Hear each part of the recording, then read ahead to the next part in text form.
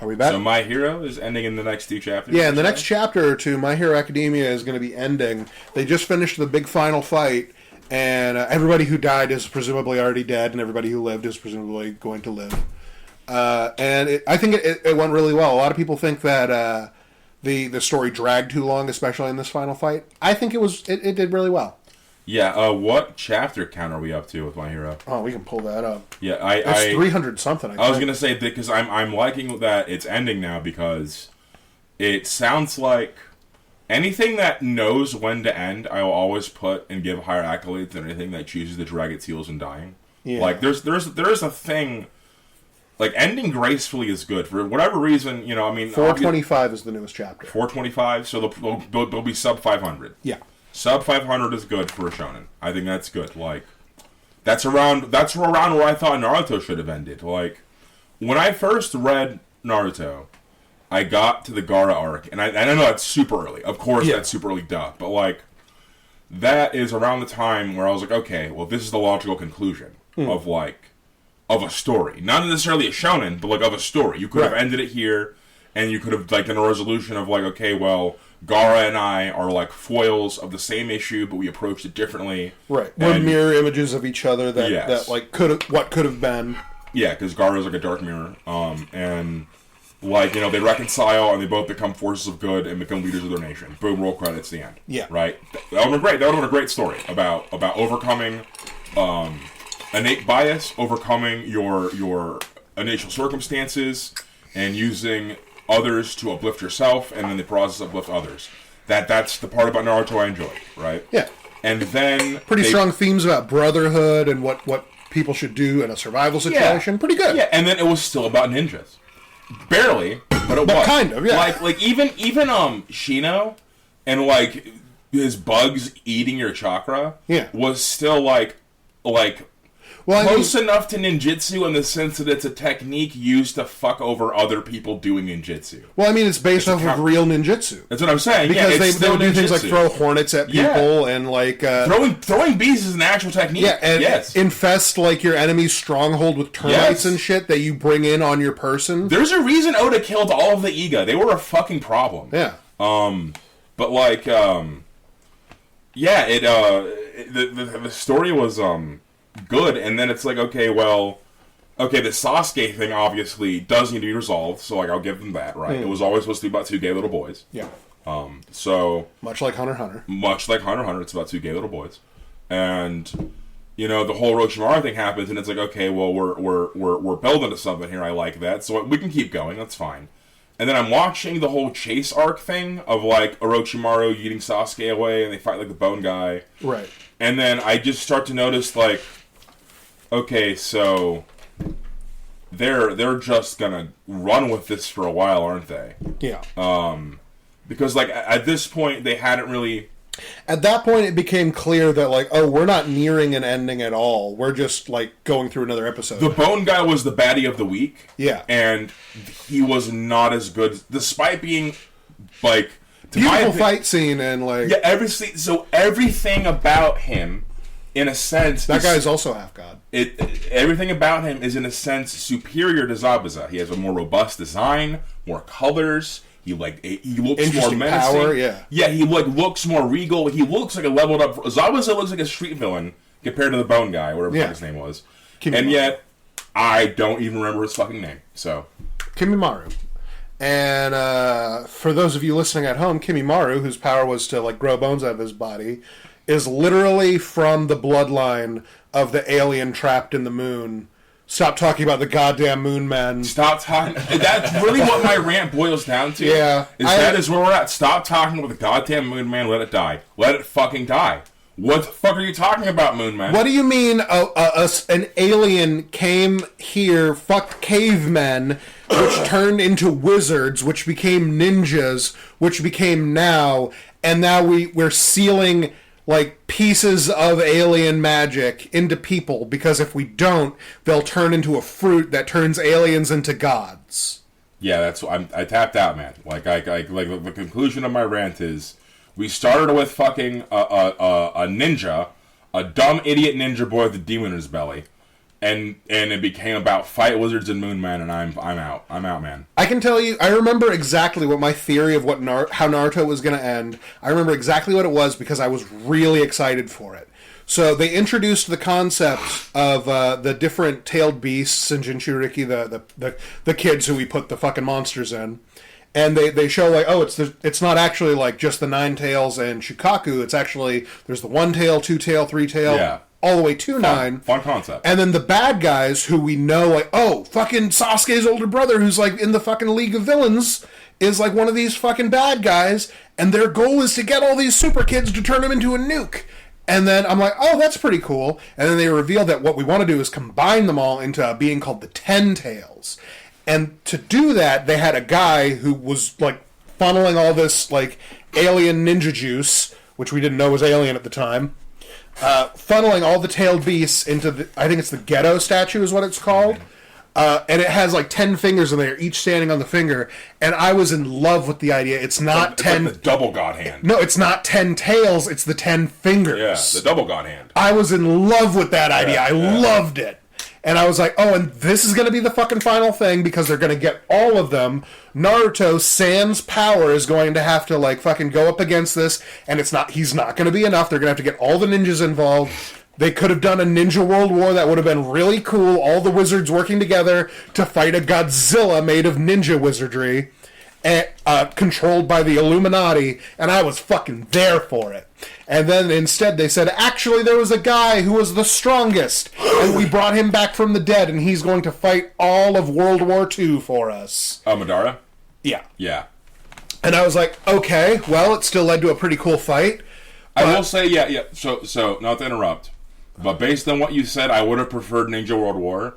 But one of the coolest animation sequences of modern animation is Madara coming out of the ground and whooping all their asses. Oh, absolutely. Wow. I was like, okay, well, that's pretty cool. But presumably the Ten Tails nuclear weapon, like, metaphor is how it was going to end. That's how I saw it going. Yeah. And then they said, actually, Naruto and Sasuke, you are the reincarnations of the first half caveman, half alien ninja wizards. Yeah. Who came from this, and they actually started these clans, and also, luckily, those 2 clans are local to where you guys are from. By sheer coincidence, despite the fact that, logically, they'd be pretty far away from each other since all of human history occurred in the interim between this alien showing up and ninjas being a thing. But let's ignore that. They stayed in the same neighborhood. So yeah, and one of them lived on the moon.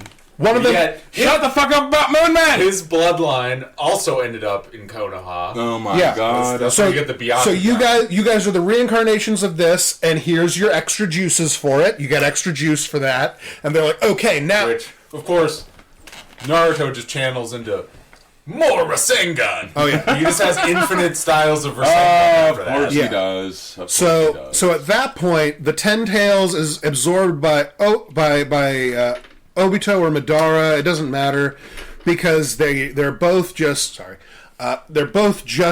evil ninja man, and they're fighting everybody. So first, Obito absorbs it. Yeah, and then it becomes like a horrible, like, monster man. Yeah, it becomes really obvious that he's turning into an alien once you know that aliens are involved. But then Madara takes over and is just like, actually, the real plan is that's a tree now. Oh, and also, actually...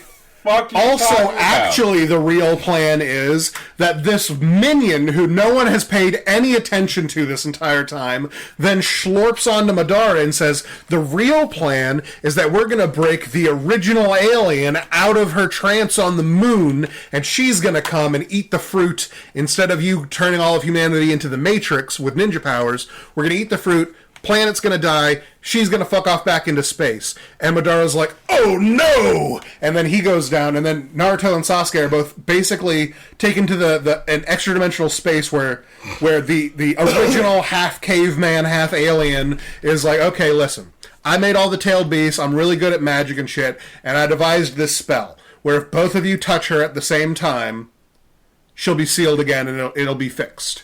and each of them, they get like a sun seal on one hand and then a moon seal on the other hand, and they're like, wow, this is really good.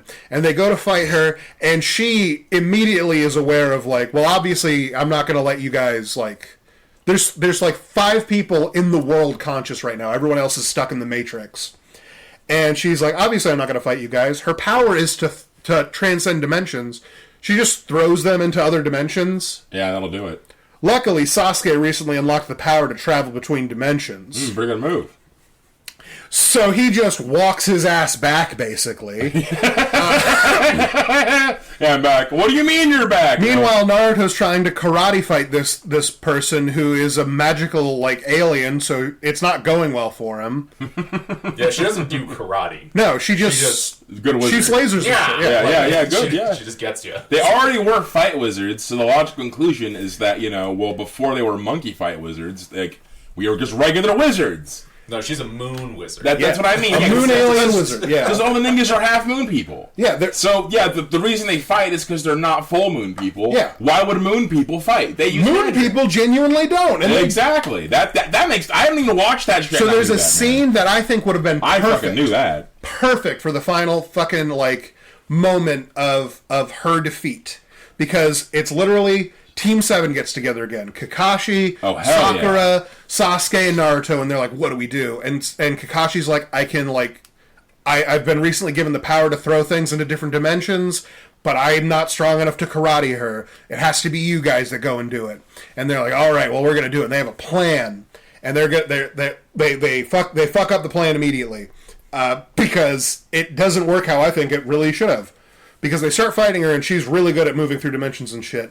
And then Naruto gets one over on her. Oh, yeah? Because he uses the sexy jutsu to turn into a bunch of hot dudes. Oh, man! It's the reverse sexy jutsu. And she is stunned. Stupid like a fox. A 9-tailed fox. And then Naruto punches her in the face, and the fight continues on. What? Yeah. I mean, what a great bit, what a great callback, what a horrible execution. No, if that was, like, literally, that's what gave them the chance to do it. That would have been full circle. That would have been full circle. What a way to squat. All the way back to the beginning where they're like, oh, Naruto's so bad at ninjutsu, but somehow he invented a type of, like, transformation ninjutsu. If that's how it ended, if he used... I would have been so on board! Yeah, if he used sexy dude harem jutsu to defeat the Moon Lady... And that was like what did it. I would have screamed "Typicist" as loud as I could, and Naruto would have been a masterpiece. But apparently that didn't happen. No. Clearly, because I didn't hear about that. No, what actually happened is Kakashi or Sasuke swapped places for Sakura to just donkey punch this bitch in the back of the head. I mean, I guess. And then she's like, ah! And she like falls forward. And then Naruto and Sasuke like jump at the same time and grab her. And then she's like zooped back into the moon. She's done. I guess that's fine. Now, at this point, everyone in the world is trapped in the Matrix, except for Naruto, Sasuke, and Sakura. And then Sasuke's like, since they're all in the Matrix, we can reprogram them to, like, love me and, like, make me in charge and, like, live in a peaceful world once we wake them all up. And Naruto's like, I don't know if that's okay. And he's like, well, one of us has the Sharingan, so they get to decide how everyone wakes up. So, and Naruto's like, we're going to have to fight about this? He's like, we have to fight about this. So they get in their Megazords. Megazords? Yeah. What do you mean they have Megazords? Naruto has the... So Naruto had he only had half of the Nine-Tails power before, because when the Nine-Tails broke free originally and got sealed into Naruto, his dad sealed half of its powers into him so that he would die and like seal that power away forever. Okay. And then the other half of the power went into Naruto. Uh-huh. So Naruto's only ever been working at half capacity. But during Ninja World War II, a bunch of people were getting summoned back from hell, including Naruto's dad, who's like, by the way, I'm your dad. Did you know that? And he's like, I found out about that recently. I'm very excited to meet you. And he's like, too bad. We have karate to do. And then they go do karate for a little while. Yeah. And then before he gets sent back to actual hell, because they make that very clear that like that sealing jutsu sends you to hell. Oof. So he's just going to go to hell when he dies again. He's like, real quick, let me do some ninja signs real fast. Boop, boop, boop, boop, boop. All right. Bit. Slapping sound. all right, you've got all the powers now. Welcome to Super Saiyan 3. And then he falls into hell, and he's gone forever. And Naruto has Super Saiyan 3 now. And because he recently made friends with the... Sorry about slapping you, by the way. You're fine. Because he made friends with the nine-tailed fox and learned his real name, which is a reference to fucking Yu Yu Hakusho. Oh, yeah? Yeah, his name is Kurama. Oh, my flower boy. Yeah, because in Yu Yu Hakusho, he's a demon fox. Quick reference, ladies and gentlemen, and this is new information maybe for you guys too. Kurama was one of my low-key closeted, like, that was the first time I was like, I'm a queer. Yeah. I want to do what this guy is doing. This guy's doing it right. This guy got it, and everyone hates him, everyone thinks he's a fag, and this is who I want to be. So, that's when I really got closeted about shit like that. I was like, if I want to be Kurama, I will be getting beaten up. So, like... Put that stuff that deep down. Yeah, you can't summon a whip to beat the shit out of people. And it coincided with the same time as, like, Super Smash Brothers. I remember having this thought of being like, Samus is my favorite character, but Samus is a girl. They can't know I like Kurama. I can't play Samus. Anyway, continue. So he made friends with him, and then the black guy. His name is Killer B, and he raps. Yeah, I like Killer B. Killer B is actually sick as fuck, in spite of the fact. Great idea. In spite of the fact that describing him sounds like you're being very racist. It does. Yes. He's actually sick as fuck, and I really like him. He juggles 8 swords. Sick. I love it. Yeah. But he basically said that he told Naruto the final technique of, like, being best friends with your demon boy is you can summon him outside of your body. And Naruto's like, well, can we give that a try now that you have all your powers back? And Kurama's like, well, I don't see why not. And he turns into a giant nine-tailed fox energy Megazord. Now, Sasuke, one of the things that happens with the Sharingan is if you go through a sufficient trauma, they decided that's how it works, you get the Mangekyo Sharingan, which gives you, like, the Black Fire and Super Genjutsu, depending on which, like... Each one is unique. Each one is unique, but, like, there's, like, a set amount of powers that you can get from them. But if you're really good with both of your eyes, you can summon the Susanoo, which is literally a Megazord made out of chakra. It's like made out of robot parts that you can see. Yeah, of course it's fucking it. Will you summon like bones? Yeah, but then if you get better at it, then it get like the skin and then the armor shows. Oh, that's pretty sick. That's pretty metal. Okay, it is. But like it was known that like you can only summon like half of him at any given time. Otherwise, your eyes like bleed all of your blood out of your head. Ooh, that's bad. I had that happened to a Warhammer character one time. And unfortunately, if you use your Mangekyo Sharingan powers enough, you go blind. Unless there's somebody closely related to you who also has the Mangekyo Sharingan, who you can like murder and scoop their eyeballs right out of their head and pop them into your head. At that point, you can use all the spam powers you want without any danger of losing your eyesight. You just scoop someone's eyes into your head? Well, ideally they donate them, but a lot of people aren't into that. Yeah. So typically... I've told him to give me his eyes. Typically they get murdered. Yeah, they do. Yeah, they fucking do. What are you... What Itachi, like, when Sasuke finally had, like, his big confrontation with Itachi, he didn't have any of his Mangekyo Sharingan or anything, but Itachi's whole thing is his Mangekyo Sharingan. And they have a big fight, but after the fight, like... He unlocks the Mangekyo Sharingan, and then he finds out that it's because Itachi had AIDS, basically. Oh, man. He was slowly dying of, like, an incurable wasting disease. And so, like, he wanted Sasuke to come fight him now, while he could still, like, believably lie about being as strong as he was. Yeah, he was almost blind. Yeah, he was almost blind. He couldn't do, like, the flash step anymore. Like, he couldn't do, like, basic ninja shit. It was only by, like, trickery that he was able to, like, appear as this unbeatable foe. Yeah. And then because of that, because Sasuke realized, like, oh, Itachi did everything so that, like, I would be strong, and so that the Illuminati wouldn't have me eliminated, and also he even set up his own death so that I would get even stronger, so that the Illuminati wouldn't have me eliminated. Yeah. He like breaks down, and that's how he unlocks his Mangekyo Sharingan. And then later, the villain Obito like kidnaps Sasuke because Sasuke, within like 2 weeks of getting it, is almost blind because he's just been like, my new ability is always using that and never using my regular abilities. I'm just a reckless gun with an AR-15. Yep. And then Obito's like, so yeah, you remember how you killed your brother? And he's like, vividly. Why? Anyway, so I went over there and scooped his eyeballs out of his head and put him in a jar, and I put him in this big wall full of jars of stolen eyeballs. Yikes. And Sasuke's like, I don't know if I'm okay with that. And he's like, but how would you like your brother's eyes? And you can see through his eyes, and you'll be able to see again. You'll be able to have these powers forever, and also your brother will always be with you. Isn't that going to be nice? And Sasuke's like, yeah, I guess I'm on your team now. Damn. That's how it goes. Immediately.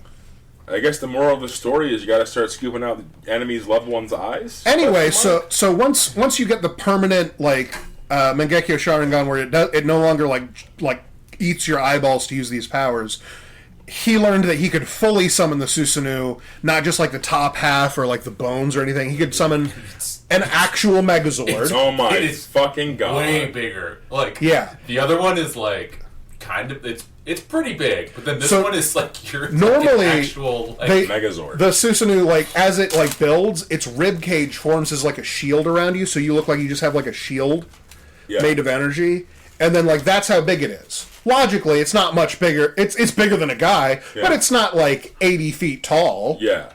Until Sasuke decides, I'm going to make it 80 feet tall to fight Naruto. We just like the first time you see it is Madara just pops it out. Yeah, and everyone's like, "You can do that?" He's just like, "Yeah, I could have done this the whole time. I was throwing you guys a bone, a handicap." Yeah. Madara not only does that, he's like, so you know how like when you make shadow clones, they're like a fraction of your power. Yeah. So you know how you guys are fighting like 8 of my shadow clones. Yeah. And they all summon the Susanoo, and he's like, yeah, so a fraction of my power was always 100 times stronger than all of you. And they're like, damn. Fuck! After the 5 Kages have pulled out everything they can to like just get like... Yeah.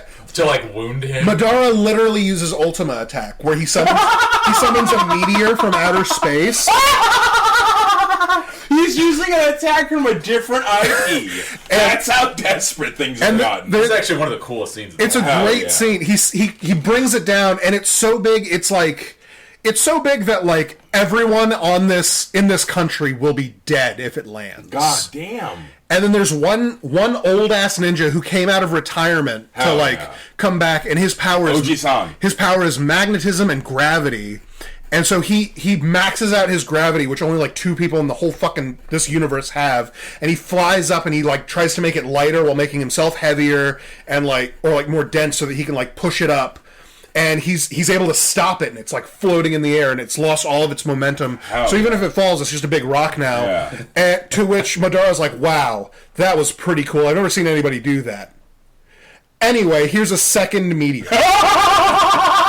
And it hits the first one, and it drives this old man like a mile underground. It's such a good scene. He's just like, that was, wow, like, really good job. Yeah, Your problem, though, is you assume there was only one. Yeah. And then, boom, the second one. They didn't expect the second battle coverage. So, like, when you bring somebody back from the dead with this, like, fucking technique, their bodies, like, never break down. Or rather, their bodies don't break down until the caster runs out of the amount of like chakra that they gave to that person. But until then, they have unlimited chakra and like fucking infinite regeneration. So really, you have to seal them to beat them. Yeah. Now the problem with this is that like if they're limited to the caster's life, what happens if one of the casters necromances a guy back up, and then that guy necromances himself and kills the original caster? Is that what happened to the guy, the glasses guy? Yeah. Kabuto? Well, so he learned how to break it like this, basically. Okay. He learned how to break the game. Okay. And then Madara, like, fucking fully takes advantage of that, and he's like, so now I'm immortal with infinite chakra, and the only way to stop me is to somehow overpower me enough to seal me. By the way, previously, we killed all of the guys really good at sealing people. The entire clan, they're gone. We took them all out. We got them. By the way, that was on me. I've been doing Illuminati things for like 100 years. just dabs on them real quick, I guess. It's a great scene because like they basically take out Kabuto. And Yeah. It's just like, we did it. Like all the zombies will fall the now. reanimations are done, and then like Madara starts to break up, and he's like, so I guess that guy's fucking dead, huh? He's like, by the way, did you guys know biggest flaw with the reanimation technique. The reason why it's so forbidden. Yeah, if I know that too, and then he reanimated himself. Great move, like, man. Yeah, I'm still here, by the way. That's definitely, and maybe I shouldn't say this because obviously it's going to be a spoiler for my own thing. I'm definitely doing that with a Lich. Oh yeah, I am definitely going to have some like upstart necromancer who finds the Lochnar and thinks it is my time for ascendancy, and is doing his own evil villain thing. The heroes assemble to stop him or whatever, and he does the Osmandius thing where he's like, oh, you think you can stop me? Well, I already resurrected the Lich. I resurrected him 30 minutes ago. And so there's a Lich that's running around the dungeon or whatever, and the party's like, oh no, we have to defeat this guy and seal him away before it's too late. And maybe they beat the necromancer. He's a cuck. He's nothing, right? And then he's like, I'll bear you from beyond the grave. Get you. Yeah, whatever the fuck he says. I'll be back for you. And then yeah, we did it. The Lich is gonna be banished, and then the Lich is just nah, you didn't get my phylactery. Do you know how Liches work? And the party's like, wait, what? And then boom. Yeah. That would be a great arc. It was pretty dope moment in Naruto. Because then and then that's... By the way, I say all of this, I don't like Naruto. Yeah. There was times where I really wanted to like it, and I thought that I would. There are things I didn't read it, that so are really I tried. Cool. There are things in it that are cool. That's exactly why I read half of the manga that I read. Also, and I will always say this, I give Naruto, now that I'm an old-ass man, I'm 32 years old, I give Naruto the same pass I give Eva in the zeitgeist of anime. It was important. And that as far as, it was one of the big three for a very long time, in an era where anime was, in a very weird spot. Mm-hmm. It was the number one or two. And so the fact that it was as popular for as long as it was, when it was popular, and helped basically inform and drive the industry as a whole, you cannot understate its influence, impact, and value because of that. Especially because in part one, when they were still more so stuck in Konoha, the actual city, that has an urban fantasy feeling to it. That definitely helped, where it felt like it was both modern and historical. Yeah, I love how they never explain that either. It's just we're ninjas, we do, we got all that. We also have computers. It's whatever. And one of my favorite things about Naruto is that there's a United Nations of ninjas, and the Switzerland of ninjas, Tony, is a samurai country. Yeah, wait, okay, so because knights, is that why? No. So the reason is ninjas by their very nature are assassins, whereas samurai are just there to protect people. Which historically, neither of those things is true. That's so fucking stupid, man. So all the samurai, their only technique that they learn is put chakra into sword, because the special swords that they have can cut in they can cut through magic. They can cut so magic. It doesn't matter if you Kamehameha them; they'll chop that shit in half and then they'll knife you. God bless, man. And they were completely inconsequential. Yeah, they didn't matter at all. It was just so they could have a Kage council. Yeah. Which Sasuke. Yeah, Sasuke shows up and is like, I'm going to fight all of you. And then they beat him up. Shit out of him. And he's like, how could this be happening to me? Good. I'm glad they the Raikage. Oh, yeah. Is when you find out he's dope as fuck. Yeah, the big black Kage comes and is like, boy, you didn't know what you were doing. And he beats the ever-living tar out of Sasuke, who's like, but my eyes are magical now. And he is like, not magic enough. Because the Raikage has one power, which is just power up. He covers himself in lightning, and then he just beats the ever-living shit out of you. And it's a pretty good move. He also powers himself with the lightning, and he moves he's at lightning speed. Yeah. Which is great, too. Which is considerably faster than Sasuke's dude speed. It was pretty good dude speed. And Sasuke thinks, I can do the Matarasu, the black fire that can't be put out. Pretty good move. Yeah. And he gets one of his arms, and then the Raikage's instant thing is just, you think I need 2 arms to beat your ass? And he just cuts off his arm. Wow. And continues to beat the shit out of him. Fuck yeah, dude. They make a point of it later. What a Chad. That they explain the way that the Raikage is get trained and everything. He's like, you shouldn't be depending on more than one angle of attack. Yeah. You only need one attack to work. The only thing that would make that better is if he then picked up the arm and beat him with that. That would He be... threw it at him, I think. Well, there you go. That's enough. That's just to show my disdain for what you've done. Like, you think I need this arm? Maybe you're right. I need it for this! And you just throw it at his ass like fucking... It was pretty dope. Imagine cutting off your own arm and then throwing it at the guy like, oh, I'm doing this to myself, idiot. What do you think I'm going to do to you? One of my favorite parts about that is he stays one-armed the rest of the series. Fuck yeah. Doesn't even reattach that shit. So what's funny about that... It's gone now, because it got burned up by a black flame. Like, you can't put it out unless you do sealing shit. So you can seal it away. Complicated wizard shit, man. You can seal it away, or if one of your eyes specifically has the power to control it. Mm-hmm. Because Itachi could put it on people, he couldn't control it. Mm-hmm. Whereas Sasuke's power is specifically controlling the black flames. So when he actually got his brother's eyes, he got both the powers, so now he could both summon the black flames and control them. So like he covers his sword in them, he punches dudes with them, he breathes out his regular fire and is like, and now it's black fire, eat shit! He really takes advantage. Oh, yeah. Now, the reason that I say that him staying one-armed is funny is because they show Tsunade grow back people, or, like, grow back, like, from being, like, cut in half, basically. Wait, you can just, like, wait. So Tsunade's whole thing is she is always storing energy in a little seal. A little bead in her little yeah. third eye, right? And then she can accelerate cellular regeneration with that. And it is proven to be, like, Wolverine strong. Okay, pretty good. However, we know for a fact that that's just like a measure of chakra. She's not putting away magic, she's putting away chakra. She's storing mana like a mana gem. Which means if you just got like 100 guys together, you could grow back an arm. Or the thing they love to do is... Naruto shares his fucking Godzilla chakra with the entire army. Well, it's also...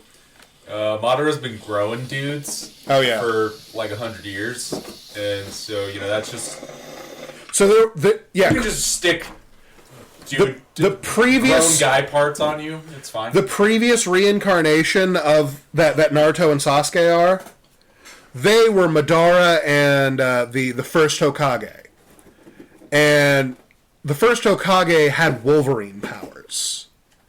He just grew back, like, all sorts of shit. It's a pretty good move. And, especially when you're a ninja and, like, chakra's still a new and fun thing. I feel like there's a lot of, like, sword fights going on. And when you're immune to sword fights, it's a pretty good move. Well, no, his real power is trees. His real power is to summon trees. What do you mean his power is trees? So, the Senju clan's the only clan that can do wood release. Is that why they're the village hidden in the leaves? Because they're wood people? No. What? They're just in the woods. That would have been cool. What the fuck was I thinking? Yeah. I guess I'm an idiot. Go on. Anyway, so in the final battle between Madara and the first Hokage, when they're fighting, Madara, by the way, is able to summon like a giant Buddha statue with 1,000 hands and a giant dragon made out of wood, and they all eat chakra. So it doesn't matter how good your Megazord is; it's going to get eaten, and then you're going to get slapped by 1,000 Buddha fists. Pretty good move, like Hekatonkeries. Yeah. Hekatonka trees? It's hard. It's Hecaton smush. But it doesn't matter. Anyway, so Madara's big plan on that is he ran up on him and, like, bit him. He, like, bit a chunk out of him, and the Hokage's like, ow! And then he kills him. He just beats him into the ground. That'll do it. Jams a sword into his body and is like, eat shit, Madara, you bitch. Don't bite me. And he fucks off. But it turns out there are 2 secret techniques with the Sharingan that instantly blind you in one eye at each time. So one of them is put somebody in a time loop until they know shit, learn their lesson, Groundhog Day style. It's a pretty good move. And put him in timeout? Yeah. You put him in fucking dimensional timeout? Yeah. And then the other one He's a Nagi. Is you get a freebie. You get a wish. You can change reality once. And the head of the Illuminati that, like, saw to it that all the fucking Uchiha got killed, he, like, harvested a bunch of their eyes and put them in, like, a prosthetic arm, and his only thing that he kept doing was every time that somebody, like would cut his head off, he'd be like, I activate my one up, and then he's like alive again, and he's like, haha, bitch. Pretty good move. Anyway, so what Madara did is he pre-programmed, which by the way, that's a thing that they can do. He pre-programmed once he was dead for like a couple minutes, he would then not be dead. That's a pretty good contingency. So he wakes up, spits out the chunk of flesh, and then he throws it into a cloning vat. By the way, he has cloning technology, despite this being like 100 years in the past of a world that, like, it's been pretty clear from Orochimaru's understanding of science, they can't be cloning people. But he's real advanced, and he's a reincarnation of an alien, so it doesn't matter. Yeah, he's Well, I thought he just. Like, yeah, he put it right on himself, and now he has the first Hokage's face on one of his pets. that was Kabuto cool. did that. Facebook. Because he just like slaps it on, and it's implied that he just like Absorbed it. It just fused with him. Yeah, and that then- gives you Wolverine powers. That unlocked his Rinnegan. Yeah, so the Sharingan comes from being like descended of one of the first pair of half cavemen, half aliens. And then the Senju, the ones who have wood release, are the other side, which is also Naruto, but he doesn't have wood release because also genetics don't quite work that way. Doesn't fucking matter. But if you get both of those genetics... Real quick. Dude, I fucking hate Naruto. Anyway, go ahead. But if you get both of those genetics in one body, that activates alien eyes. Oh, it does, doesn't it? Okay. Yes. Rinnegan, which is the final form. Not really, No. but there's one more level up. Yeah. There's actually two. Is there two? Yeah. Wait, the Rinne Sharingan is the last one? No. Oh, fuck me, dude. Oh, So there's also the Byakugan, as you're probably aware. You remember Neji with his fancy X-ray eyes? yeah, but she had them separately. Yes, they are separate. But there's another one Oh, the movie one? that is now just Boruto's eye. Oh, the Tensei gun? Yeah. Okay, alright. Yeah, so, there's another... You can mix and match a lot of genetics and get some freaky deaky eye powers. Hell yeah. But, They love crossing their bloodlines over there in East Asia. Yeah. Anyway, so he turned into an old man, so he scooped his eyeballs out of his head, found a war orphan, put his eyeballs in that orphan's head, and then tricked that orphan with brainwashing into thinking, you're the only survivor, you have to start ISIS. And then he starts ISIS, and middle, that's how the Akatsuki get made. And then Madara comes back and is like, where are my fucking eyeballs? Because once I come back to life, these ghost eyes aren't going to be working anymore. And then he gets brought back to life, and then his eyeballs literally turn to ash in his head because he died with no eyeballs. Oh my god. And he just starts plucking them out of people. Yikes. He has it down to a science. Oh, don't take people's eyes. Yeah, right out of Sasuke's idiot head. Like with the kind of ease that like tells you that like once you figure it out, it's like tearing paper. Like the Mantis style, just plucking them out, man. Oh, wow. And not only that, he's just so good at ice stuff, he can instantly use your unique power. Yeah. Because fuck you, I'm... Oh, man. He's like a 200-year-old wizard man. Because I think he steals one of Kakashi's. He steals Yeah. Kakashi's Because Sharingan. Kakashi got the other I always one loved. from- I always loved one of the things early Naruto when it was still like. I think this, and once again, this is probably a dog shit opinion because I don't know anything about Naruto. But my favorite arc of what I know about our Naruto was the Zabuza arc because it's so well done. They introduced this guy, they introduced the fucking trap, and like they introduce a lot of concepts and they build. And it's such Kakashi also uses Zabuza's sword quite a bit in this final arc. That's okay. Well, that's even nicer. Picking back on what I'm saying, they establish a lot of things in that arc and make a lot of promises, like the 7 swordsmen of the fucking Water Tribe, the They're Dad in the war. Akatsuki thing, the fucking what's the That was also the introduction of like what the Demon Fox actually does. yes, that the first like wizard brand wizard jutsu like Yeah. Haku's. But the thing is, Haku was like it still felt like ninjutsu and not fucking wizardry. Right. They weren't full on Jumping through mirrors 20th is level like a wizards. pretty ninja-y thing to do. Yeah, exactly. There's like a degree of elegance, finesse. I don't know. There's like it's like an aesthetically Right. It feels more ninja. It feels more like a ninjutsu, whatever the fuck. I can't speak Japanese. Sorry. It feels more like that than like literally like spellcraft. Like I don't know what the actual word translates to, but I know that there's a goddamn difference. So ninjutsu is the technique. Ninjutsu is the training. Oh, okay. Yeah. There we go. But because jutsu just means technique. But anyway, one of the things they also establish in that arc is that Kakashi, he doesn't have one eye.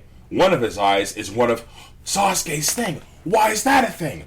And then Zabuza pulls out the water dragon. I remember doing the water dragon or seeing that and being like, "This is one of the coolest goddamn things I've ever fucking seen." And Kakashi just hits him right back with it. And then when they mirror it, the scene where they're both standing and Kakashi's doing it too, and Zabuza's like, "Well, I'm still gonna slap you with my dick. I'm not gonna not slap you with my dick." And then Kakashi's like, "I'm gonna slap you with my dick." And their giant water dragon dicks come out and fucking touch tips, and they dissipate. And it goes to show, like, in every true battle of men is docking. At the end of the day, whoever covers the other's dick with their foreskin wins. And if you're circumcised, you automatically lose. And Kakashi is invincible because his dick is your dick. So, over the course of the series, they also make it clear that, like, the mirroring thing isn't a thing that, like, the Sharingan actually does. It's just that the Sharingan accelerates your, like, perception so fast that, like, whenever somebody's doing, like, the hand seals in very slow motion. And Kakashi was a child soldier, so he has, like, an eidetic memory where he, like, fucking can fully, like, understand and, like, memorize things that happen in front of him just once. So once he sees it, he's like, bam, bam, bam, I'm done. Wait, so that wasn't a power of the eye, that was just him doing that? Yeah. That's so much more impressive. I thought that because I really thought they said it was the eye that did that. So they everybody claims it's that way because there's only one Sharingan. Yeah, but they don't. No. But the higher ups, that's actually cool. The higher ups in the village, the only reason that they didn't scoop it out of Kakashi's idiot head for like a science fair project is because they know, one, that's not really the power, but two, specifically, only Kakashi is a bad enough dude to be using it without being like an Uchiha. Yeah, it makes sense. I do enjoy the trope that certain kinds of people come every generation. Not even necessarily like in a reincarnation sense, but just like, you know, a lot of just like seeing yourself in others and then cultivating that, and basically like there's always going to be a Jotaro in Japan. Yeah. Ever since Jotaro existed, there's always going to be a motherfucker walking around who thinks he's Jotaro, wearing his hat like Jotaro, and somehow his hair's coming out of his hat and attached to his hair like Jotaro, and, you know, being entirely disregarding women like Jotaro, like becoming a marine biologist. Yeah, becoming a marine biologist like Jotaro. Like, I like dolphins. Exists, and he will always exist because that's just what's going to happen now. Yeah, that's just how it works. And like that's you know, I feel like one of the phenomena here of that guy becoming a guy of like a type of man becoming a guy that just exists forever is cowboys. I mean, that's basic Jungian archetypal thinking. Fair enough. Where like you like as an understanding of the world, there's like certain like character traits that pop up and group together. Yeah, like a cowboy is such a unique thing to America because like it is so caricaturized elsewhere, like within like Europe and like Asia. And, like, it somehow completely misses the point of what goes on over here and completely encapsulates it. Like, I don't know. It's such a weird archetype that, like, so every time I see, like, a cowboy in, like, anime, they're not wrong. They're not wrong. Like... So there's a thing that was going around on TikTok where it's like, ask your boyfriend if he would rather be a samurai, a cowboy, or a pirate. Oh, man. And post the results. And every time like this comes up, there's not one guy who's like, oh, definitely this. And then like that's it. Every single one of them is like, let me consider this. Like, oh man. Am I pirate? Am I the captain of the pirate ship? Yeah, and they're like, you're just a regular pirate. Well, am I do I work for the daimyo if I'm a samurai, or am I a ronin? And she's like, I don't know what those words mean. Yeah. You know what? Okay, so I love my cousin Jessica so much. I'm so happy that we rekindled a relationship. She dropped me with one of the TikTok memes because I don't really use social media. So like she came down to for the Cherry Blossom Festival in DC. She was going to go pick up a car. She bought a 100% Cholo car. There was no way. We went to this dealership and like this fucking she got like a Honda Civic that like was just pimped out, like beautiful carpets. I guess the guy didn't want it no more, and she's like, well, that's my car now. Like, so she literally flew down from Michigan with her friend, and they came down, and like I drove them out to the dealership, and so they could drive it back up. Yeah. And like on the way driving, cool. yeah, just go to school. Yeah. And on the way driving down, we're looking at the cherry blossoms, and she like turns to me in the passenger seat, and she says, "Tony, how often do you think about the Holy Roman Empire?" And I was like, "Oh man, okay. In what context here? Like literally the HRV? So that's exactly how every TikTok went. And then all of them were like, well, I guess probably about like once a week. That's what I said. At least once a week, and I can't even imagine that's literally that. what I said. I literally said that. No fucking way. That's the answer. That's the answer every dude gives on TikTok. It's hilarious. There are some outliers who are like, I think about it every day. I might have said every day. Well, so no, that's the thing. I qualified it. I said if you're saying just the HRE every week. If you're saying the true descendants of Rome, every fucking day, because that's us, baby! USA! Someone hit me at work with that, which I been aware of this as like a meme, and so I was just like, not very often, but I appreciate forks. And just like in what context? Like one thing that really fucking tickles me, is like, there's that fucking painting that's going around. So like one thing that's really interesting about Western civilization is that like art informs history, so typically like, okay, I am a bloodthirsty barbarian who has all of my money because I'm really good at killing people. But it's not that I necessarily feel bad about that, but it's not necessarily a good look either. Anytime your job is to be a professional murderer, people fucking hate that. Yeah. Historically. They've always hated that. That's why armies have always They're also not super wrong for... Yeah, that's why armies are typically small, because you don't want to cultivate a culture of people murdering each other. That's bad for politics. That's bad for everyone's survival. War is when politics fail. You don't want to cultivate a culture that's constantly happening. That's kind of shitty. AKA fascism. Fuck you guys. Anyway. What the fuck was I going here? I was going somewhere with this. How often do you think about the Holy Roman Empire? Oh yeah, no, fucking there is a art informs history, and so like a lot of Western civ is informed by like the Romantic period of like these like super detailed frescoes of like these romantic battles and shit, when reality war is fucking terrifying and horrible. And one of my favorite frescoes that went around is like this guy who basically like Giga chatted up one of the Tartars during like, it's like he's like riding out to like, maybe it was a Hun. I don't know exactly what ethnicity or like ancestry it was. Right. But like the fresco is like he's riding out to the Romans to like deliver like their edict. I think it might be like the battle before like Rome actually fell and like was like so like a Gaul, like Attila, maybe like one of like the Attila horse people guys, right? And he's like riding on this like white horse, which I'm pretty sure they didn't have over there. No. And like he's in like this like, he looks like he's fucking Hermes. He's in this like regal, beautiful armor, and it's like it's such a picturesque like Shadley depiction of this guy's ancestor, and like I'm happy he's doing that. It's great. Like you're proud of your ancestry and you want to paint your picture and culture in a beautiful lens. But it's just funny how, like, all of Western civ is like, no, that's not what they look like. Fuck you. And the reason why it's the funniest to me is because the way he depicts the Romans, they all have this, like, beakish, hawkish, like, sneerish, droopy face. And they just look like golems. And I've never seen... It's just so interesting to see the shoe on the other foot, where it's like...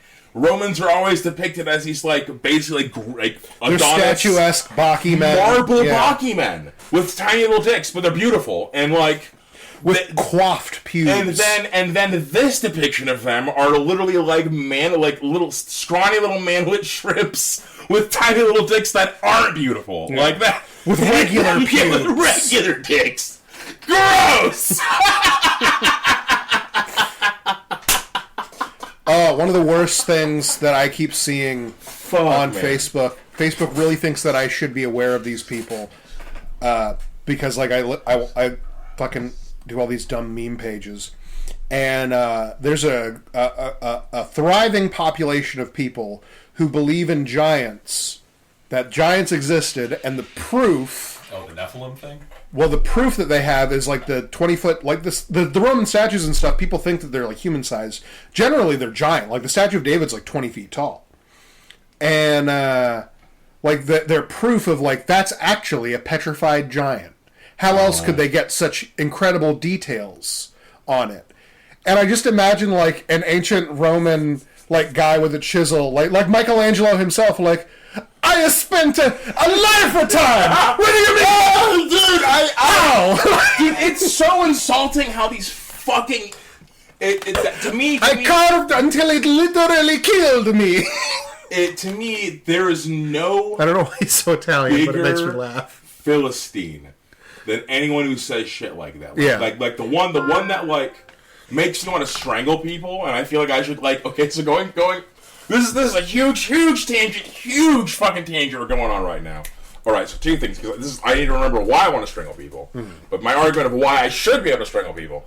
I think if you are a law-abiding citizen, and you're a really good boy, you should get one freebie. Like, and it shouldn't be anything like felony-worthy or lethal with permanent consequences. But like, if you're a law-abiding citizen, you pay your taxes, or whatever, you're a good boy, and like, say someone fucks you over in traffic or something, I should be allowed to go over and just backhand him. Like not like really hard, you know, but just I don't know. Anyway. The point of me wanting to backhand people and not be a bad person / criminal for this, because you just got to check people, right? At least misinformation spread. The pyramids. There's no possible way they could have made those. The ancients, no. It had to have been aliens. Motherfucker, do you understand how physics works? Do you understand that you can put heavy things on, like, logs and, like you know, roll them? And then do you also understand that, like, all they have is sand, motherfucker? So what happens when you, like, make a sand mound over blocks? You can drag more blocks on top. What?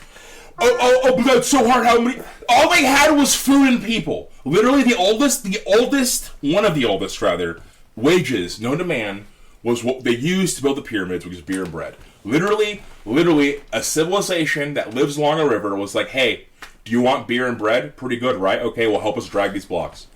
They did that for fucking thousands of years, and it worked. It's one of the greatest work programs known to man. I don't know, man. And anyone who's like, dude, it had to have been aliens, I should be able to slap that guy. I should be able to slap that guy and that not be assault. I don't know. I just makes me so fucking angry, man.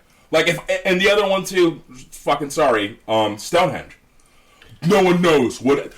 Literally, the locals will tell you, yeah, a bunch of the Celts dragged rocks from different regions as like a symbolism of unity, because we wanted to say, hey, we're all humans, we're all together, and so we took all these rocks and put them together to make a symbol of unity. The Stonehenge had no aliens, man, 100%. It's a symbol. Sorry. My favorite thing about Stonehenge is that people are like mystified by it, and what everybody ignores is that it's not the Stonehenge.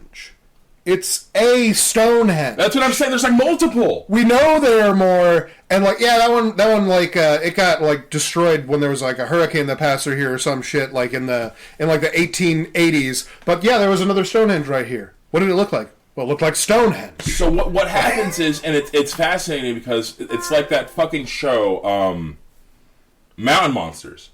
Like the fucking on and it's on the Travel Channel. On the fucking Travel Channel, of all fucking places, some kind of structure. And they're talking about the bear, the death cat, yeah, the fucking death cat. That's the death cat. And it's like you see this shit being published on fucking cable, and it's like this is like actually being broadcast to people as like a fucking. I mean, obviously it's entertainment, obviously, but like they're taking it 100% seriously. And you see that, and it's like, well, this has always happened. Yeah. Dumb idiots have always been spinning up stories and spinning them 100% seriously, and other dumb idiots buy it, and that's why people think Stonehenge is aliens and not what literally the locals will tell you. Because fucking Sean went over there, and he came back and he told me that's literally what they said. Like, you can go over there and ask them. They will tell you what Stonehenge is. There are guys who are like, yeah, I can trace my bloodline back to before the Sassanach, the English showed up, and like my great-great-grandfather like built that. We know about him. His blood runneth through my veins, and it's also not a chick magnet. It's not a big deal around here. Everyone can.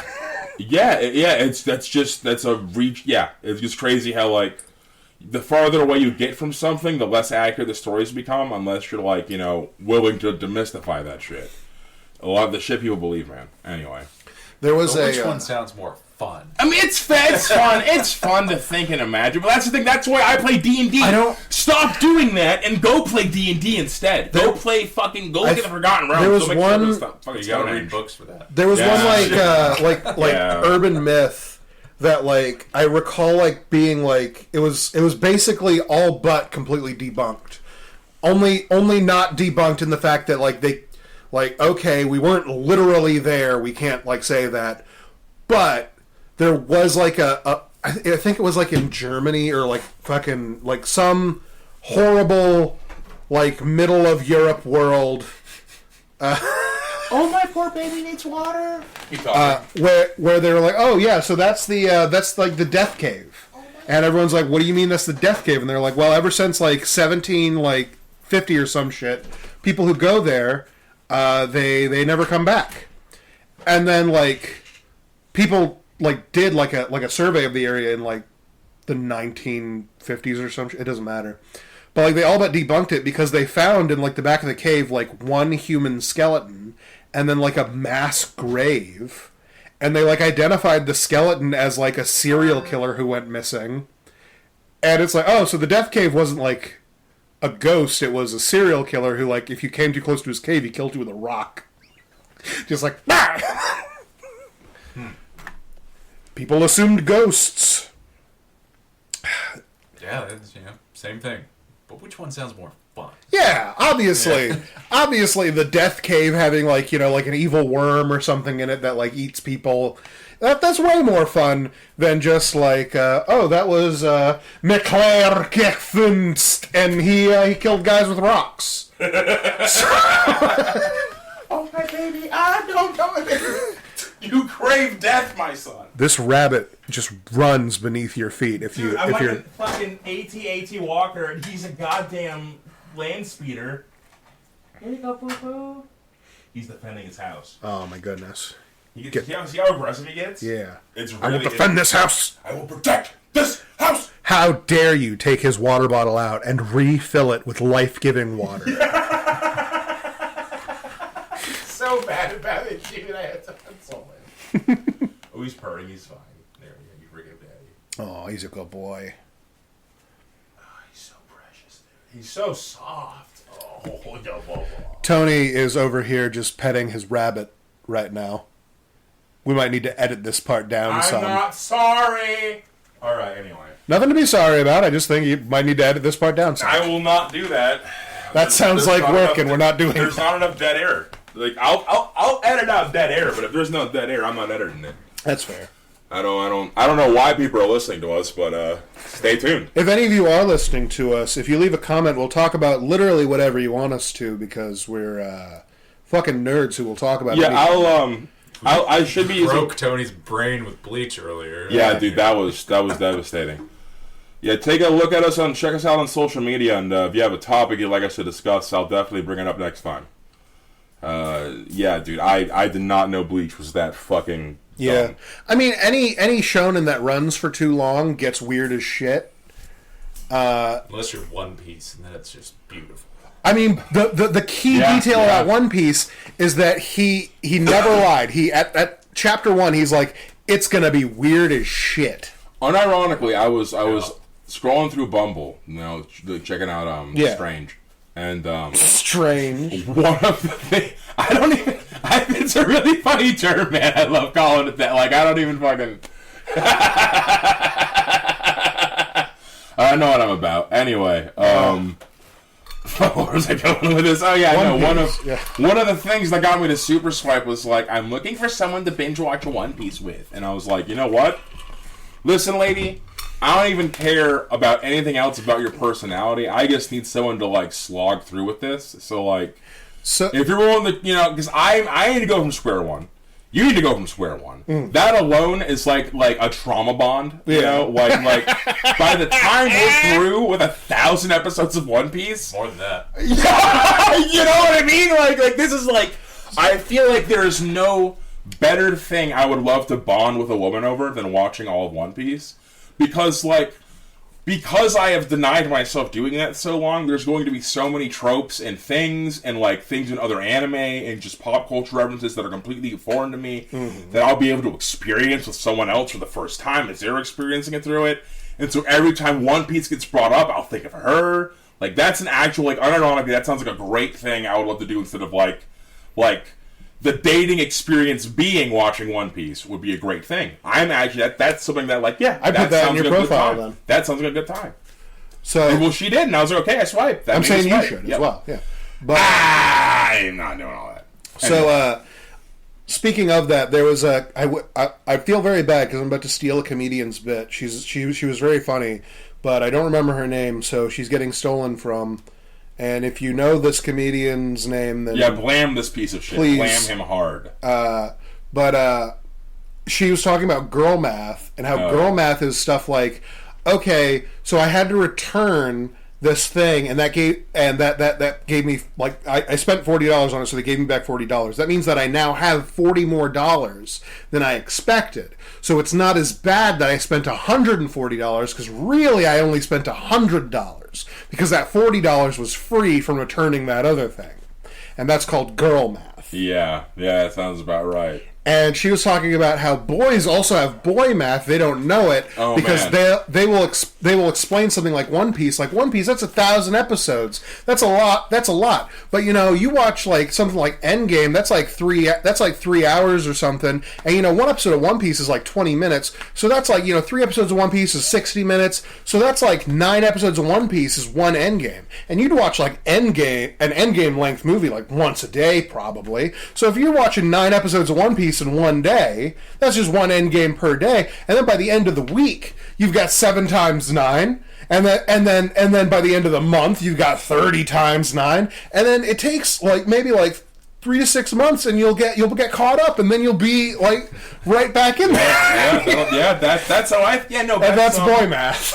That's how I do when I decide to adjust a series. That is the equations I use. Yes, I think about it. I say, how many episodes are there? What is the, I try to take note of the OP's runtime and the ending, because I'm usually not going to watch both. Right. Unless I know their end credits, or they do something like Chainsaw Man, where it's like, it's a treat every time. Oh, I love Chainsaw Man. Because some anime, so it's interesting, some anime you need to watch like it's a concept album. Yeah. So some albums, you will not be able to appreciate the actual content of the music unless you listen from the beginning to the end. Yeah. Specifically, a lot of albums, how they open, will literally change. It informs how the rest of the album is Every supposed to other be. song. Every other song will sound different because you know how the album opens. As 100%. If you don't know that, then you should experience that for yourself. Yeah. Anime can be similar. Chainsaw Man is one of the ones where I would just run. I would not skip anything. I would not stop anything. And I would be devastated if there were ads. One Piece, you can 100% skip the intro and I outro. figured. And so with One Piece, it would be one of the ones where I would watch each... You always got to watch each intro once. Right. Obligatory. And then I would still try to scroll through, or at least look up a list of after-credit episodes.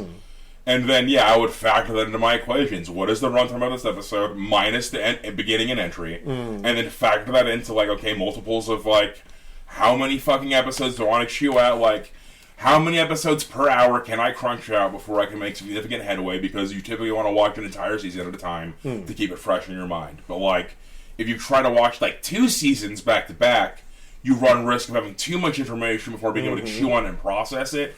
This is something that college students fuck up with all the fucking time. Cramming is actually bad. Cramming is fucking terrible. I mean, at least for me. you need to do it to brush up. I mean, that just leads to regurgitation, and then, that information's gone. Yeah, and not only that, it's cramming is to fortify the defenses that should have already been in place because you're not a dipshit. You're right. That's why I look at studies. In the siege of your intellectual fortress, you should have built a foundation based off of the shit you were already taking note of, and you should be processing those notes every day on a tertiary, passing level. And cramming is going back over all your armaments. And thoroughly. Yeah. And rekindling the knowledge you already should have. because for me, like, it would be a matter of like just scanning my notes before bed, like not even like even reading them, just scanning them, and being like, yeah, I went to this class this day, and just like remembering that I actually wrote shit down, and then going back the day before and reading it, I was able to process it at a much fucking faster rate. I forgot what we're fucking talking about. Sorry, I'm ranting about bullshit. Boy math. Boy math, yeah. And so, like, I don't know. It's interesting how the brain do be making these systems. Mm-hmm. Which the equation is modified even more with One Piece, because eventually it gets to the point where you have really long recaps. Oh yeah. So every episode. there are guides. So it's like an additional 3 minutes to 5 you can just skip. Yeah. There are also guides online of like which exactly episodes are filler and like which ones like you should skip. So like I'm gonna be real, man. I am a purist. This is it. It has gotten in the way of me enjoying a lot of media. It's almost like an obsession compulsive thing of like I won't typically play a game series unless I play the first game and go in an order. Like, I will not play The Witcher because I don't want to play The Witcher 1. I've had so many people be like, you have to play The Witcher 3 minutes with a bit. And I'm sure it's a great game. I'll play it when I beat The Witcher 1 and Witcher 2. Which, I'll tell you when I do that. I don't know what I'm going to do that. Same with Baldur's Gate. Dude, you gotta play Baldur's Gate 3. I'm still working on Baldur's Gate 1, man. My party's pretty fun, but I'm only level 5 or so. I'll let you know when I finish it. I'll let you know when I finish Baldur's Gate 2 on level 20. And then I'll try Baldur's Gate 3. I was going to say, Baldur's Gate 1 taps out at level 10, right? Yeah. It goes to basically the first half, and Baldur's Gate 2 the second half. Yeah. So that also applies to shows a lot. So, like, if I'm going to watch One Piece, I'm going to watch every filler. I'm going to watch every movie. I'm going to watch, just like Inuyasha. I decided to, like, I loved Inuyasha growing up. This is one of my boy crush animes. Kagome and Inuyasha, I shipped that for as long as possible. I wanted to be Shippo at one point. Shippo was my shit. Thought that little cute guy was awesome. And I, as an adult, I was working in sales, and like every night after coming back at fucking working 12 hours, I'd like watch a few episodes. I'd do the boy math thing and be like, how long will it take me to finish Inuyasha, because this shit was way too fucking long. But now I know it's over. They have a season or a series called The Final Arc. So they're like, we're done. We're wrapping it up. It's over. And I remember watching the original series, and it took, I think, 2 months of just consistent, hour-long, I can get 3 episodes a night after coming home. Only on certain nights, I'd make my dinner, prepare my dinner, put it on, eat dinner, watch Inuyasha. It was great. And I remember getting to, finishing, the 220-some-odd episodes of the original series. And I really enjoyed the pacing of Inuyasha because it had the Dragon Ball Z thing where they would use a lot of, panning camera stuff. But they did it at a pace that wasn't monotonous, and they didn't reuse frames. So it was closer to, Dragon Ball Z Kai, where it's, edited down to be less fucking monotonous. So the original Inuyasha, I really enjoyed the pacing of it. It was really adventurous. I enjoyed it. I mean, it was a lot of baddie of the week, obviously, but the arcs are meaningful and impactful. Shit was actually fucking happening for a while. And then you get to the final arc, and clearly someone else wrote this. The entire tone and pacing and everything shifts. They literally write off one of the bad characters, and it was just terrible. The boy, the little evil boy, the evil baby. The evil baby. Yeah, the evil baby. The evil baby is dealt with in the stupidest fucking way in the final arc. I hated that. And then, it started, the powers started to feel much more gratuitous. They started doing, the Dragon Ball Z thing where, the escalation of powers became much more exponential, and therefore it didn't feel as earned. It felt like once Inuyasha got his Mado, it was he literally can cut people into hell. It's a pretty good move. It's a pretty good move. Remember when his power was being Captain America strong and owning a sword? Yeah, Iron Reaver Soul Stealer. That's it. Yeah. That's what he had. And then Blades of you fucked him up. Okay, counterattack Blades of Blood. I always enjoyed Blades of Blood.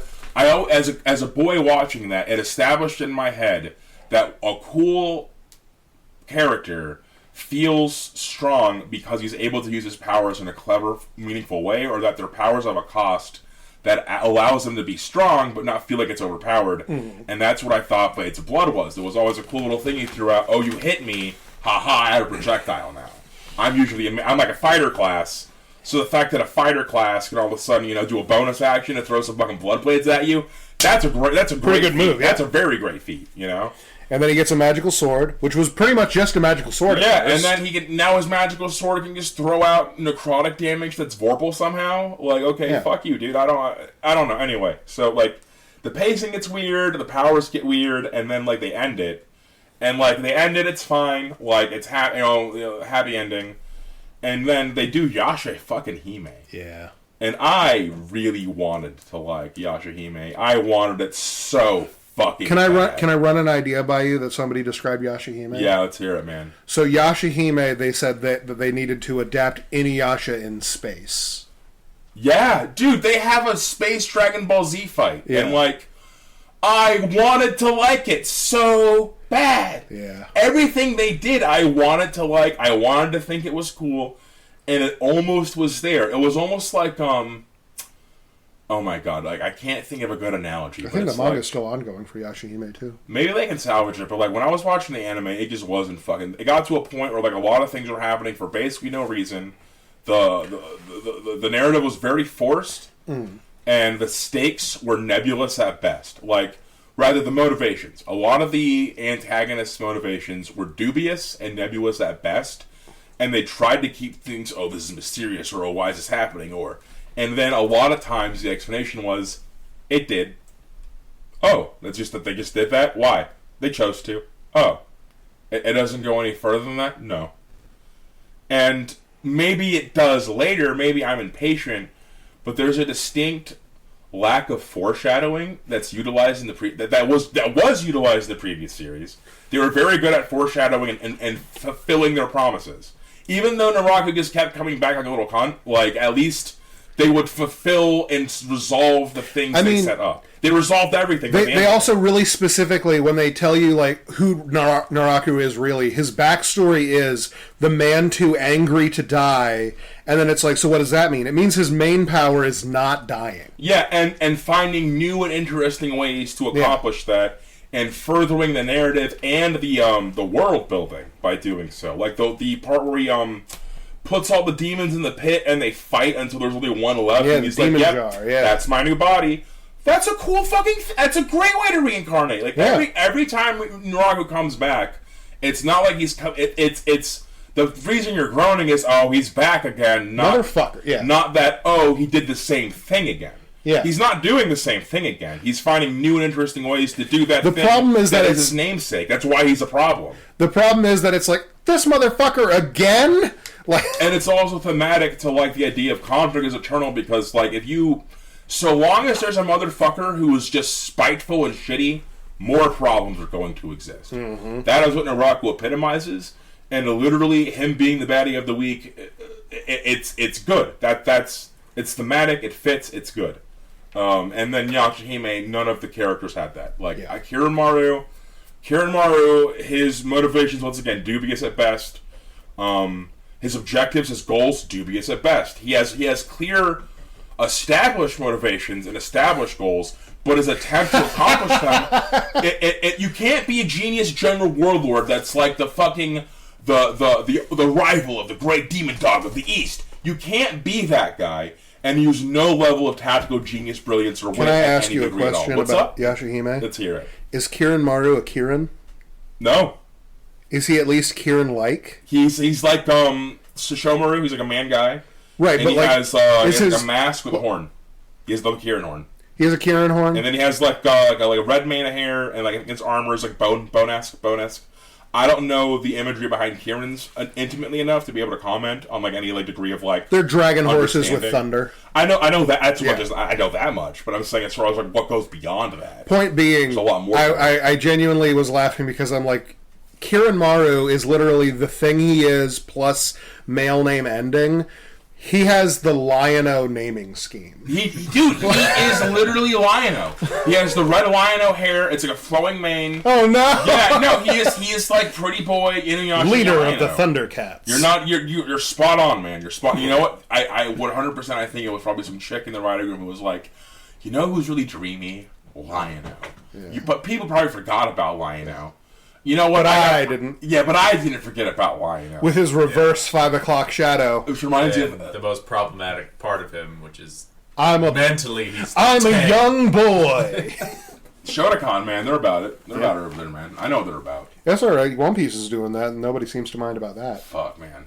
It's prolific.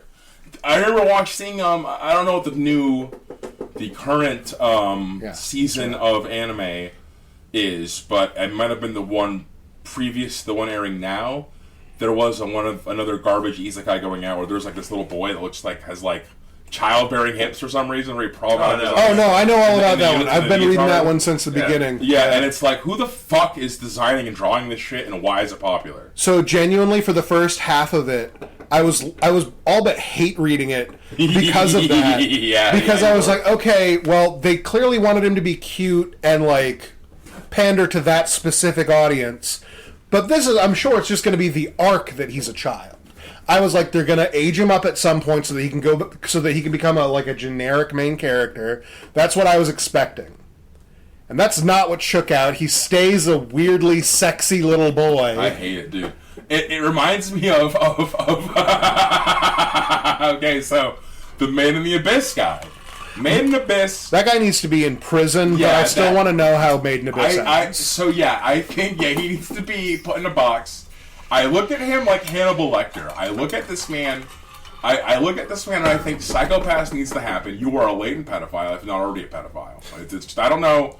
Or at least adjacent. If there's a gene that causes pedophilia, he certainly has it. Yeah, like you're genetically disposed to be diddling. Yeah. Whether you did it or acted on it is the only question. Yeah. And for the record, if you don't act on it, I don't care. Right. Don't touch people. I don't care what you think. Right. Anyway, so there are people out there who think about like fucking people right in their eyeballs. Yeah, there are people who want to like fuck shit, but don't do that. Anyway, it's public health. Yeah, that's how plagues happen, man. Yeah. I don't want any more plagues. But yeah, one of the Man in the Abyss guy, one of his like a forwards or like it's like a side. Oh, the Astro Boy comment? Yep, the Astro Boy comment. You want to give us the Astro Boy comment? Because I'm going to butcher it.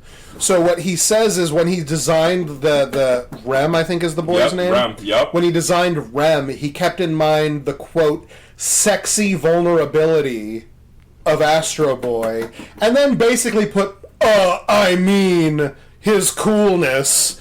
But I'm like, you wrote this down. Yeah, this is not slander. This is libel. This is print. You printed down what you thought about this, motherfucker. Yeah. Like, I'm not... You can't sue me because you wrote that down, motherfucker. You can't... That's on you! You can't just... You can't say that shit, yeah. Did I do that? Like, I'm able to say what I said just now on broadcast media because I can point to the fact that you fucking said that and a journalist took it down. Like... A journalist didn't even take it down. He took it down, and he wrote that. That's in the manga as this is how I designed my characters. Reading it, I know 100%. I know I read it in a translation. It's one of those things you have to question. You sometimes have to question who's translating it. I'm reading a free translation, right? So sometimes the translators will do tongue-in-cheek things. Yeah, I remember specifically when I was. There's a translation of Baki where he calls somebody the N-word.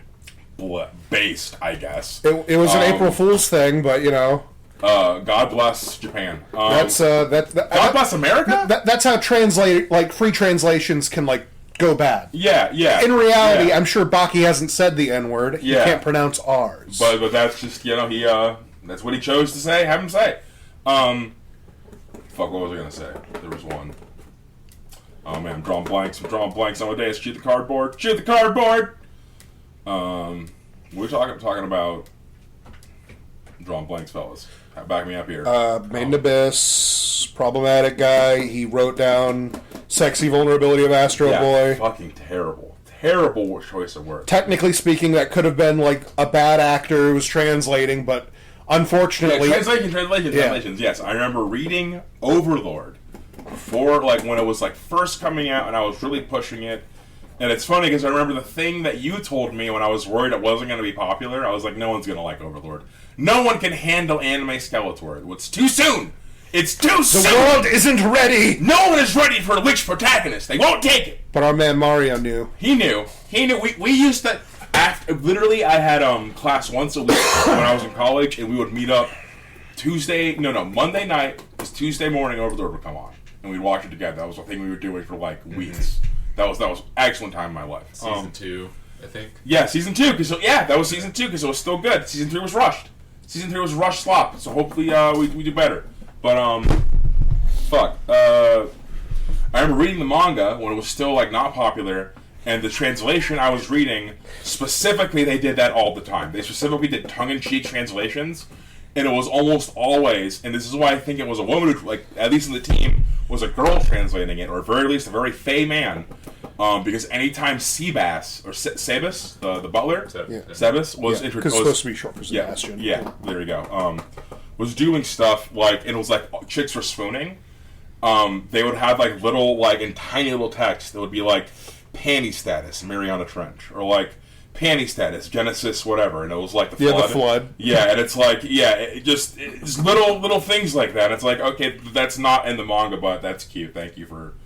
To me, it's the equivalent of people making maps and putting dragons on them and shit. It's because they're bored, man. They're like trying to make accoutrements and stuff to stand out. I'm gonna buy the map with a cute little dragon on it. I'm not gonna buy the map that's boring. I'm gonna read the translation that has cute little references to little notes and things. Yeah, that she's gushing over this man. That's hilarious. That's her daddy, and she wants the world to know that's her husband about. Yeah, that's she had to let everyone fucking know. That's how it goes. What's the time? We're sitting at 1:20. Oh. Speaking of, I guess.